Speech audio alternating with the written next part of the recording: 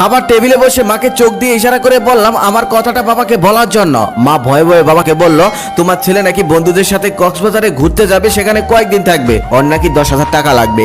বাবা আমার দিকে তাকিয়ে বলল, কবে যাবে? আমি বললাম 5 দিন পর। বাবা তখন বলল, আচ্ছা ঠিক আছে, আমি 3 দিনের জন্য একটা কাজে বাইরে যাব, এই 3 দিন তুই একটু দোকানে বস, আমি ফিরে এসে তোকে টাকা দেই। আমি খুশি হয়ে বললাম, আচ্ছা ঠিক আছে, কোনো সমস্যা নেই, এই 3 দিন আমি দোকানে বসবো, তুমি তোমার কাজ সেরে আসো। পরের দিন আমি সকালে দোকানে চলে গেলাম। আমাদের ছোট্ট একটি দোকান আছে, কাপড়ের দোকান, সেখানে 2 জন কর্মচারীও আছে। আগে অনেকবার দোকানে গিয়েছি, তবে কখনোই দোকানে বসা হয়নি। দোকানে আমার এই প্রথম বসা। দোকানে আমার কাজ হলো কোন মাল কত টাকা দিয়ে কেনা আর কত টাকা বিক্রি করা সেটা লিখে রাখা, আর কাস্টমার আসলে কাপড় দেখানো। তারপর সেই কর্মচারীরা আমাকে কাজকর্ম বুঝিয়ে দিচ্ছিল। ঠিক সেই সময় সকাল সকাল একজন কাস্টমার আসলো, সে এসে 20-25টা শার্ট দেখলো, তবে একটাও তার পছন্দ হলো না।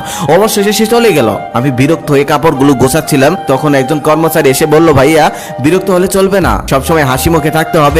কিছু কিছু কাস্টমার এসে দোকানের সমস্ত কাপড় দেখে ফেলবে, তবে একটাও নিবে না, কিচ্ছু করার নেই, তারপরেও হাসি মুখে থাকতে হবে। তার কিছুক্ষণ পর আরেকটা ছেলে আসলো, সে এসে প্যান্ট দেখতে চাইলো। আমি তাকে কয়েকটা প্যান্ট দেখালাম, তারপর সে একটা প্যান্ট পছন্দ করলো। সেই প্যান্টটার কেনা দাম ছিল 1200 টাকা, আমি তার কাছে 1500 টাকা চাইলাম। সেই প্যান্টটা সে কিছুক্ষণ নাড়াচাড়া করে 300 টাকা বলল। আমার রাগি শরীরটা জ্বলতেছে, 1200 টাকা কেনা প্যান্ট 300 টাকা বলতেছে, তবে কিছুই বলতে পারছি না। তারপরে হাসি মুখে বললাম, না ভাইয়া দেওয়া যাবে না, এই প্যান্টটা তুমি 1400 টাকা হলে নিতে পারবে। ছেলেটা চলে গেল। তার কিছুক্ষণ পর আরেকজন মহিলা আসলো, এসে সমস্ত দোকান উলটপালট করে ফেললো। তারপর 2টা কাপড় পছন্দ করলো। পছন্দ করার পর বলতেছে, আমার হাজবেন্ড 3 দিন পর স্যালারি পাবে, 3 দিন পর এসে আমি এই কাপড় দুটি নিয়ে যাব, রেখে দেন। রাগে আমার শরীর জ্বলতেছে, কিন্তু আমি কিছুই বলতে পারতেছি না। তারপর তাকে হাসি মুখে বললাম, ঠিক আছে আন্টি, আঙ্কেল যখন টাকা পায় তখন এসে কাপড়টা নিয়ে যান, সাথে আঙ্কেলকেও নিয়ে আসবেন। তার কিছুক্ষণ পর একটা ছেলে আর একটা মেয়ে আসলো, দেখেই মনে হচ্ছিল তারা গার্লফ্রেন্ড বয়ফ্রেন্ড। এসে অনেক ভাব দেখাচ্ছিল। এক কর্মচারীকে বলল, তোদের দোকানের সব থেকে ভালো কাপড় চোপড় গুলো আমাকে দেখা। তারপর সে অনেকগুলো কাপড় চোপড় দেখালো। অনেকগুলো কাপড় চোপড় দেখার পর সে বলল, তোদের দোকানে আর ভালো কোনো কাপড় নেই? কর্মচারী তখন বলল, না ভাইয়া, আমাদের দোকানে এর থেকে ভালো কাপড় চোপড় আর নেই। তখন সে বিরক্ত হয়ে বলল, দূর, ফকির নিয়ে একটা দোকানে এসেছি, শুধু শুধু সময় নষ্ট করলাম। তখন আর সহ্য করতে পারলাম না, মুখ ফুটে বলেই ফেললাম, ভাইয়া আপনি তো বড় লোকের পোলা, তাহলে এখানে কেন এসেছেন?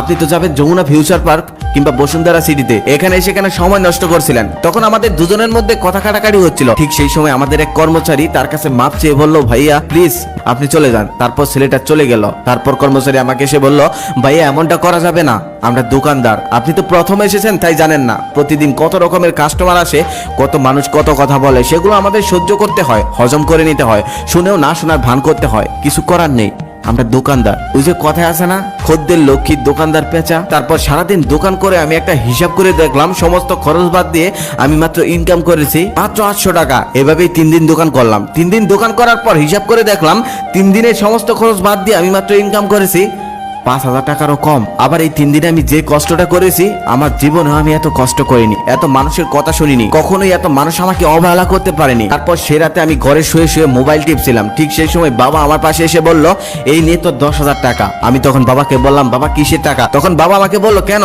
তুই না বন্ধুদের সাথে কক্সবাজারে ঘুরতে যাবি, সেখানে না টাকা লাগবে? তখন আমি বললাম, না বাবা, আমি ঘুরতে যাব না। যে আমি 3 দিনে 5000 টাকাও ইনকাম করতে পারলাম না, সেই আমি কক্সবাজারে গিয়ে 2 দিনে 10,000 টাকা ভাঙার ক্ষমতা রাখি না। আমাদের মতো মধ্যবিত্ত ফ্যামিলিদের এসব মানায় না। তখন বাবা বলতেছে, তোর তো পণ্ডিতি করতে হবে না, বন্ধুরা যাচ্ছে তুইও যা, সমুদ্রের বিশালতা দেখলে নিজের মনটাও বিশাল হয়ে যায়। তখন আমি বাবাকে বললাম, বাবা বিশালতা দেখার জন্য সমুদ্রের পাড়ে যেতে হয় না, বাবার চোখের দিকে তাকালেই হয়। তারপর আমি কক্সবাজার যাওয়াটা ক্যান্সেল করে দিলাম। রাতে খাবার টেবিলে বসে বাবাকে বলছিলাম, বাবা দোকানে 2 জন কর্মচারী রাখার কোনো দরকার নেই, কাল থেকে আমি দোকানে বসবো, একজন হলেই হবে। তার একটু পর বাবা মাকে বলতেছে, আজকে তরকারিতে এত ঝাল দিয়েছো কেন? চোখে পানি এসে যাচ্ছে। আমি খুব ভালোভাবেই বুঝতে পারলাম তরকারি ঝালের জন্য বাবার চোখে পানি আসেনি, বাবার চোখে পানি এসেছে আমার কথায়। শত কষ্টের মধ্যেও সন্তানদেরকে ভালো রাখার জন্য কত কষ্টই না করে তার। আর সেই সন্তান যখন বাবার পাশে দাঁড়ায়, তখন সত্যি বাবারা কেঁদে ফেলে। তবে এই কান্না দুঃখের কান্না নয়,